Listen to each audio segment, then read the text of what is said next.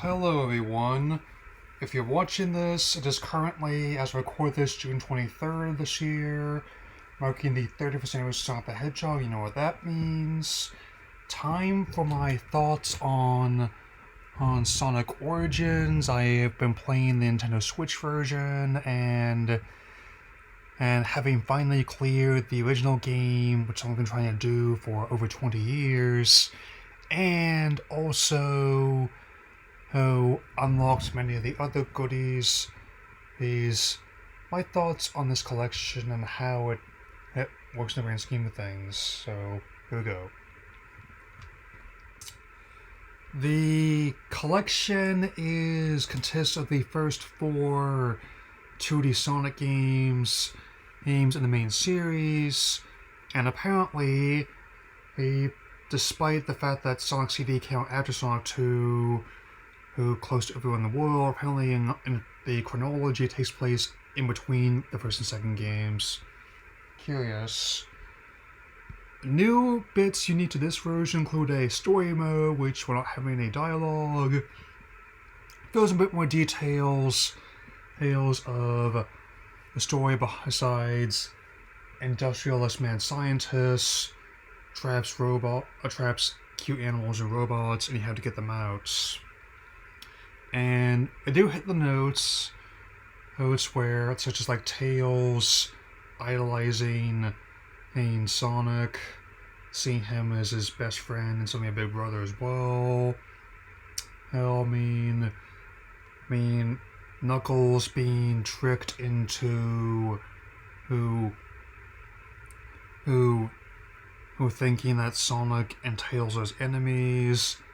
Amy, the start of her or at least at first love for Sonic, and Metal Sonic's pursuit of her, and so on and so forth. Admittedly, if you went back about 30 years or so, and told people you'd be playing games from the series on a console by Nintendo, let alone Sony and Microsoft, they might not believe you, yet here we are.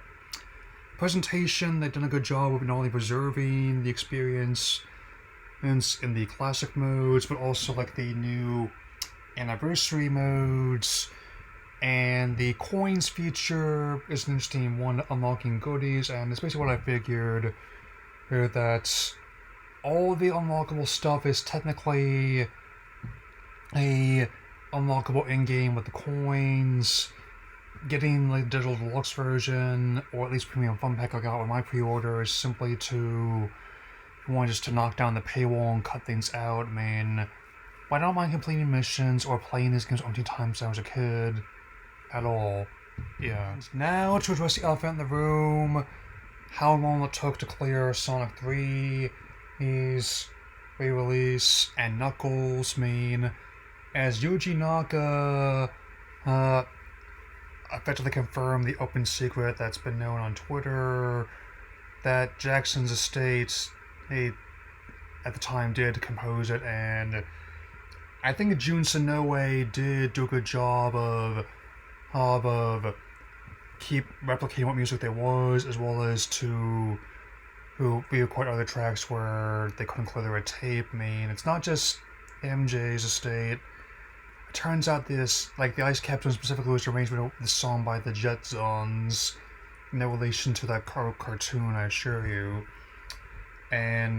But I am glad to report that the games all run quite well. But you would think that modern console shell components with modern gaming PCs and smart devices could run games came out in the 16-bit era.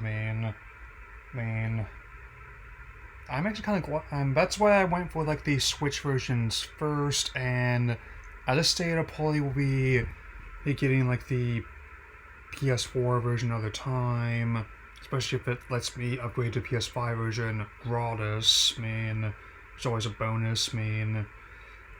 Yeah. And I will say this. It's not going to be the last video you hear about these games this year or in the near future. But if you are a longtime fan of the series like me, these are easily the best versions of these games to date. and if you have not played them somehow, this is definitely a good time to plan to give them a try. Anyway, it's not gonna be the only video game and content I'm gonna have to out soon. Next one's gonna be on Capcom Fighting Collection. You should see it. Yeah, I'll not to see this, so that'll be all for now. Take care, everyone.